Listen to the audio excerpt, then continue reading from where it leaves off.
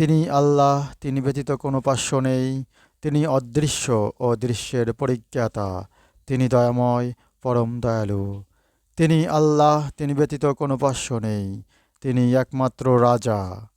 তিনি পবিত্র, তিনি শান্তিদাতা, নিরাপত্তাদাতা, রক্ষক, পরাক্রান্ত, প্রবল, মহিমান্বিত। ওরা যাকে অংশীদার করে আল্লাহ তা হতে পবিত্র। তিনি আল্লাহ, স্রষ্টা, সঠিক নির্মাতা, আকৃতিদাতা। উত্তম নামসমূহ তাঁরই। আকাশমণ্ডলী ও পৃথিবীতে যা কিছু আছে সমস্তই তাঁর পবিত্রতা ঘোষণা করে। তিনি পরাক্রমশালী, প্রজ্ঞাময়। সূরা হাশর আয়াত 22 থেকে 24। হে আল্লাহ পাক আমাদের সকলকে কোরআন বুঝে পড়ার তৌফিক দান করুন।